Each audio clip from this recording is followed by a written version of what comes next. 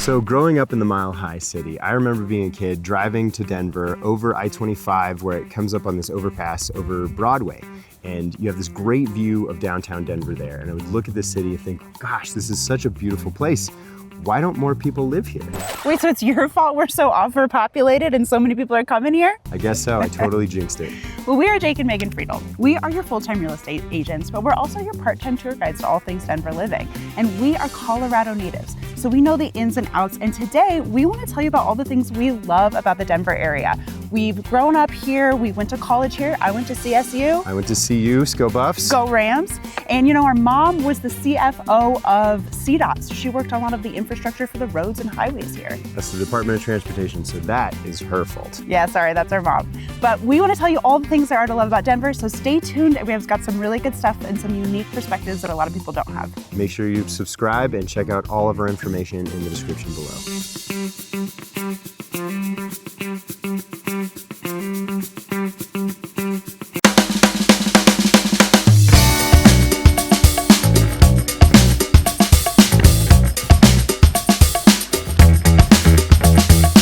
So I definitely do want to talk a little bit about some of the more typical topics. Like I definitely want to touch on our outdoor lifestyle and all of that, because that's of course my favorite. But I'd love to start with the things that maybe not everybody's talking about, but I think are really central to what is amazing about Denver. Like the size of the city.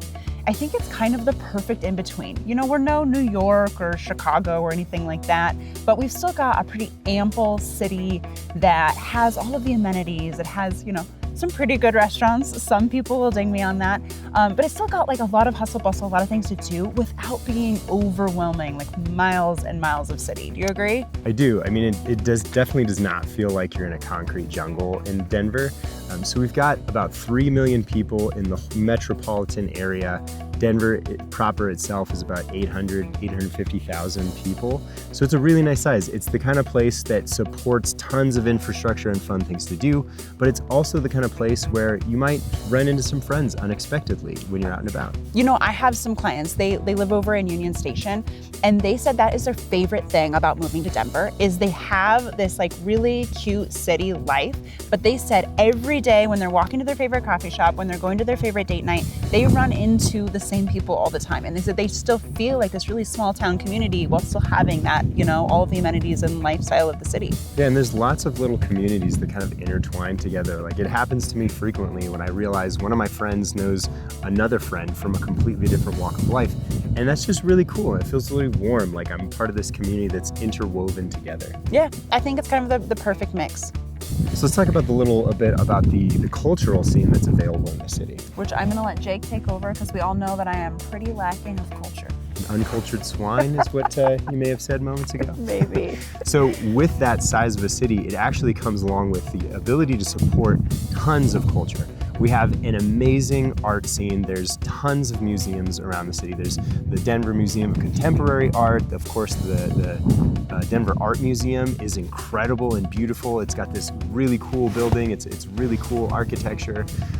And of course, sports scenes. We have all of the major sports and the not so major sports, right? We have football, basketball, baseball, lacrosse, soccer, hockey. And we have amazing teams. This year alone, we have 3 of the top teams in 3 of the major sports that are really doing well. Broncos kind of let us down recently, but that's okay. There's also a great performing arts scene. The Denver Performing Arts Center is beautiful. That is something that I have bared witness to before. I've seen some really amazing shows in Denver. I can definitely vote for that part. It's a great theater. There's tons of theaters within it. You can see like anything from a huge show to something more intimate. There are smaller theaters around town that put on actually good performances. That's something sometimes you get the smaller theaters and it's like, okay, this is community theater clearly. And not that there's not a space for that, but even some of our small theaters put on great productions. Yeah, and it's not just theater. We have a pretty good music scene. I don't know too much about it, but my husband always tells me we've got a sick metal scene out in Colorado. I don't know about the metal scene myself, but there are tons of great venues around here, not just Red Rocks. Okay, Red Rocks, of course, one of the best venues in the world, but we have Mission Ballroom, we have the Fillmore, we have tons of cool spaces to see all around Denver, to see some great shows, and we attract tons of great artists coming through these areas. Definitely. Not to mention the comedy scene is actually really great here. We've got Comedy Works in 2 different locations and a bunch of other comedy places. Big names coming through all the time. My wife and I love to go see a comedy show as one of our date nights. Yeah, and a lot of the times you can score free tickets to a lot of the cool shows. You just have to show up and buy a couple things and they let you in. Oh yeah, totally. And Comedy Works is always sending out free tickets for amateur night for you and 20 friends with a 2-drink minimum. And the amateur comedy night is fantastic around here. And we've got a pretty solid festival scene out here. You know, nothing cooler than like heading into the mountains and just immersing yourself in music for days or a week. Oh yeah, there's constant festivals happening in the mountains and in Denver. We even have a regional burn for burning that if you're into that sort of thing. Yeah, Apogea happens every year. It's early June. It's an awesome regional burn. And we have tons of other things like the Bluegrass Festival out in Telluride. Tons of really cool opportunities to get into festivals for music in the mountains. So if you need to get out of town for a weekend and have something really cool to do, there's so much opportunity for that here. I think a lot about what I love about Denver and Colorado as a whole is very stereotypical, because I am big on our mountains and the outdoors and the active lifestyle. I mean, to start with just fitness, so many people here are really prioritizing activity. I mean, even if it's just like daily walks, you've probably seen it behind us in this video, people walking around all the time. And when you're passing people on the trail, they're just constantly so friendly and always waving hi. And it's just hard to not feel a little bit of happiness when you're walking past that and the sun is always shining on you. I mean, I've had people who have moved here from different areas of the country and they've told me they've lost weight, they felt like, just because they moved here. Yeah, totally. And it's walking around right in the middle of the city. But then, if you go into the mountains and you're doing your hikes there, some of the coolest memories of my life are hiking like 13ers. And you and I did a really cool one a few years ago, Cupid's Peak. I highly recommend that one. And there's something about you just like get on top of the mountain and you can see the whole world and you've just got your adrenaline up because you've got all your endorphins going from all the activity and you have the most beautiful sight, maybe, one of the top beautiful sights in the world. It's an incredible place for the outdoors. Do you like winter sports or summer sports more for the mountains? Oh, winter sports. I ski less and less now that I have kids. It's something, though, that has been really like a defining thing of my Colorado life here, though, is being out on the mountains and skiing and, having all your friends with you and just being, like I said, the sunshine. Even you're in the snow in the middle of the winter sport and the sun is right on you and you're just having the best time of your life. Oh, yeah. It makes Colorado irreplaceable for me. Sometimes you get that bluebird day in April and you're skiing in shorts. What do they call April 1st? Shoot, we'll have to have our editor link it in here, but there's this day when everybody is still skiing in the spring and some of them are showing up in shorts and tank tops and it's so fun. Well, see, I'm actually more of a summer sports mountain person. Skiing is great, but I'm more about getting out for camping and hiking and trail running and mountain biking, things like that. And most of my best memories from childhood are camping with my family. We've done this long-term camping trip with my dad and my uncles.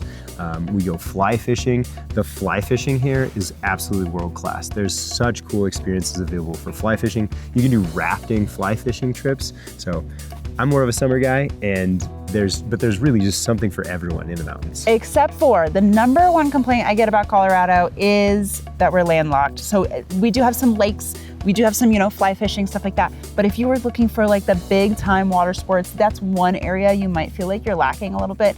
Make that your yearly trip because we've got freaking everything else.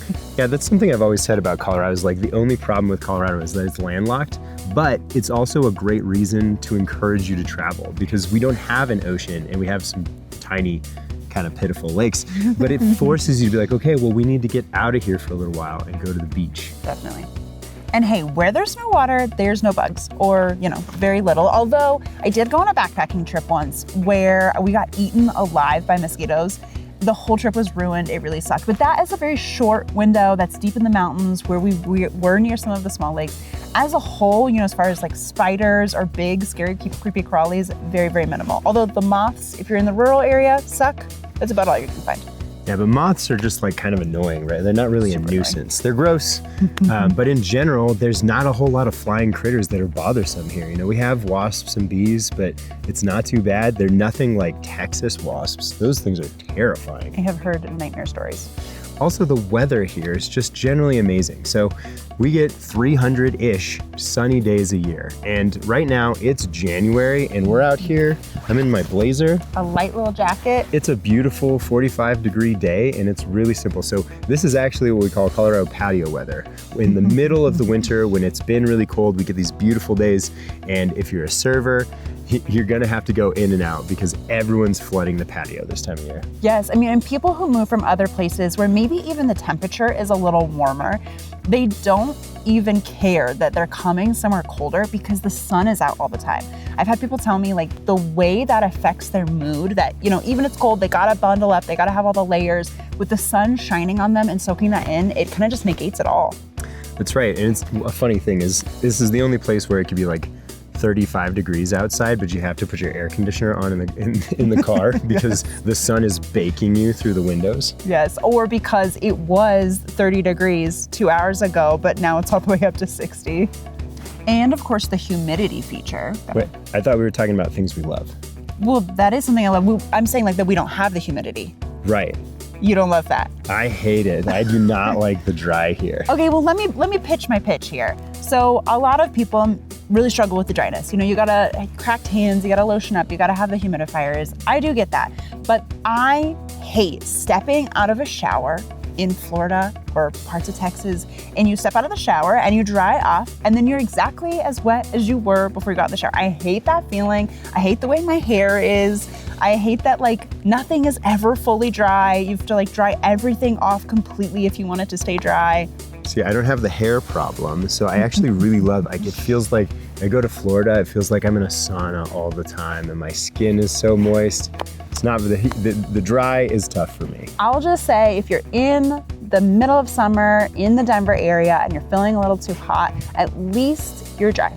That is true. The summers could be a lot more miserable. And summer, even when it's like a 95-degree day, is still not too bad. And from a real estate perspective, I think it's valid to say that moisture is a big threat to homes. That's something that people in other regions really have to worry about, is mold remediation and that being a huge threat in inspections. I've had a few inspections where mold has been a thing and it's been a costly repair, but very few and far between. Yeah, and even when there is an issue, like I've had a bunch that were very non-costly repairs because it was so little. Yeah, because it didn't really have time to spread because it was in one area that had some moisture kicking into it, but once it hit the area that was dry, it just kind of stopped. Unlike in Florida, where if you have a small water leak, you might as well abandon the home. As a Denver native, one of the favorite pieces of feedback I get from people who've moved here is how friendly and nice everyone is. Like the culture here is unique and the people are kind and they're like willing to listen to you and they're willing to really engage with you when you're at the grocery store being like, hey, how's it going? They might tell you, and sometimes you might not want to hear it, but overall, I love that like people will get real with you and actually have a real conversation. Yeah, and I think there's a lot of like communities that build around that, and a lot of them are really hobby driven. Like there's a lot of like running clubs, yoga clubs. Of course, a lot of them are fitness based, but you know, there's also, I know like in our neighborhood, we have a ton of different like game nights that are just like couples that go and meet for board games. And I think that there's just a lot of different like ways to find your people. Yeah, and part of that is because, well, when we were kids, there were like 1 million-ish people in the Denver metro area, and now there's 3 million. So all y'all people moving here are all really open to friendship and looking for your community, which is a great thing. It's really wonderful. It makes it so much easier to make a new friend at the park or the bar or the coffee shop. And how about the food and beverage culture? The breweries around here. Denver is known as one of the best beer cities in the country. Tons of breweries everywhere. If you want to know where the next neighborhood is going to pop, watch for the new breweries. Yeah, I mean, it's really like a gathering ground. Like you can bring your kids to the brewery and let them run around while you have a beer, but I gotta stop. What do we mean brew culture? Because I feel like now it's like White Claw culture or like Breckenridge bourbon culture. Is this something like another thing millennials are out to kill? I think so. You know, if you're a brewery, you actually have to have some kind of a hard seltzer available because we're getting rid of those carbs, baby. Yeah, I mean, most places do have a hard seltzer on tap, and a new trend in Colorado is a lot of breweries are focusing on reduced gluten beer. So they've still got the gluten, they've still got the great taste, but they're kind of like pulling back from that. That's one way they're diving into our millennial pullback from beer. But it's really more about the culture of like getting out, having your drink with your friend, but being outside and still having that like community fun thing to do. So whatever they evolve into, if it's moving away from beer, there are really fun spaces to be, like Breckenridge Brewery down in Littleton, where they have concerts in the summer, and just a wonderful place for the kids to run around and play while the adults have an actual conversation maybe. Yeah, which, hey, we have a great video where we talk about a lot of our breweries, one of them being Breckenridge Brewery. If you check out our Littleton video, we've got the brewery recommendation and a lot of other fun things to do there, so be sure and check that out and subscribe for more like that. In addition to breweries, we actually have a number of distilleries in the area. Stranahan Whiskey has a distillery in downtown area. There's a nice tour you can take for just like a couple bucks, and you get a little sip of whiskey. I've heard great things about it. Is there a distillery for Breckenridge bourbon? I have no idea. Well, we'll fact check that, but I feel like it is, like, that's a big thing here. People love bourbon. I'm not really a big bourbon person. I'm a big tequila person, and we've got some good tequila as well, but... Okay, I went and looked. There's not actually a tasting room for Breckenridge bourbon in the Denver area. You do have to go to their Breckenridge distillery. But to that, I say that's perfect. Breckenridge is my favorite little mountain town. Totally worth it. Go there. If you ski or don't ski, totally worth the drive, and you'll thank me later. And the food scene. Okay, this is a little controversial because a lot of people from other places come here and they're like, the food is awful. And, you know, there's really good food here. It's just mostly very expensive. What we're missing is kind of the more of the little hole in the wall, like the non-corporate, you know, smaller places where you can walk in and get an amazing meal for like $15. Yes. Oh, my big complaint is like Italian food. Can we get some more really good, authentic Italian food? Because I don't want to have to go to Boston or, you know, a cooler city to get that really good food. Although I do have a few cool recommendations. I'll pop them up on the screen. But outside of those ones, I feel like that's the big thing we're missing, at least in my heart. Food truck culture is getting better. We're getting lots and lots of food trucks around, and sometimes those are really good. But back to your point, you're gonna pay a premium. We're talking like $13 for like this much food. But that goes back to we wanna be able to go outside, gather around, have some fun outside, and get some food. And the more people move here, the better the food scene is gonna get. Keep bringing all the personality from Chicago, New York, California, Texas. Keep bringing it. And I will say, one last little bit about the food is that we have green chili here. Something, a hallmark of the Southwest part of the country is green chili. I think the Texans are kind of a little down on our green chili, but that's because they don't have it. They're just a red chili state. Green chili is amazing here. We kind of get that from New Mexico, and it is just, I love a green chili breakfast burrito. Delicious.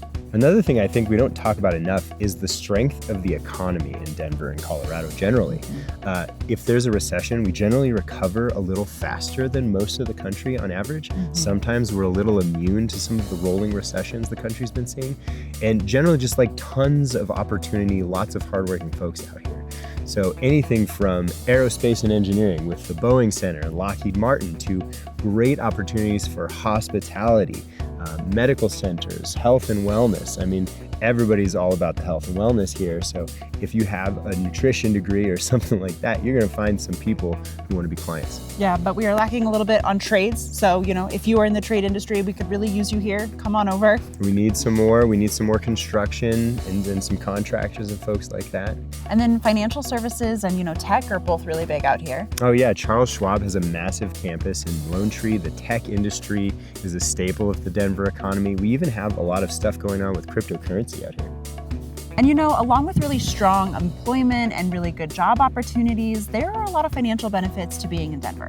Yes, it's expensive, but we have really strong appreciation here. So when you're buying a home, you might be buying above the median national average, right? But what I feel like we don't talk enough about is how that contributes to your appreciation and what a big plus it is. So once you're in the market, you've done the hard part. Now you're gonna really benefit from all of that. If you're comparing this to a place where maybe the median sale price is $400K and you say maybe we're $750K here, I feel like we're missing the part where you're building appreciation on that full amount. So maybe you only put 5, 10, 15% down on that total.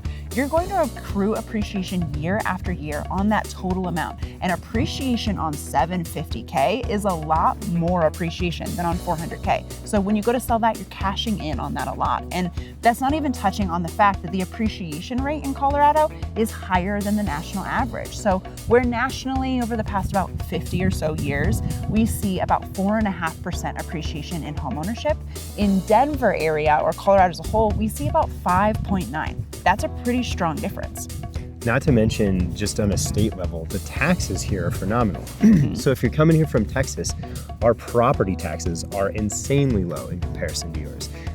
Our property taxes are generally in the neighborhood of 0.5%, higher for a new build, but for anything that existed, before 2015, taxes are much lower. And state income tax here for you Californians is also much lower, which is probably why so many people are coming here from Texas and California. Yeah, and I didn't know this about some other states, but here in Colorado, you can appeal your taxes every time they're assigned to you. So you get that every 2 years and you can say, hey, I don't actually think you should be raising my taxes and here's some evidence of why. That's actually not an option in every state. I didn't know that either, but we do it every year and we help all of our clients challenge their taxes. Yes, so you can always reach out to us if you are already living in Denver or when that time comes for you, and that's something we can help walk you through. And the Denver suburbs have some pretty great schools. Always go ahead and hop on niche.com, check your ratings of your area and see how you feel about it. But overall, I feel like Denver area has some pretty solid school system. Yeah, some of them ranked in the top 5 to 10 percentiles in the country. That's how you know we're not AI right there. But also, it's actually a great city for people of all ages, right? It's a great place to age. So if you're considering coming here to be with your children and your grandchildren, come on down. The dry climate is really nice. The lack of humidity is really nice. We have active community and culture. It's very active, but not extreme. And we have world-class access to amazing healthcare, including preventative care, cardiology, and like any problem you could have, we have a hospital that is great for it here. Yeah. Do you know that celebrities from all over the country will send their pets to CSU's vet center because it's so highly rated? So it's not just your people health, it's your dog health too. Also a great place for pets. So it's never too early to start a conversation with a great real estate team about finding your place in Denver. Whether it's 9 days or 900 days, we are here to help you figure out what part of Denver is best for you. So if you're preparing, if you're a year out, if you're thinking about moving here and renting for a little while, we are a resource.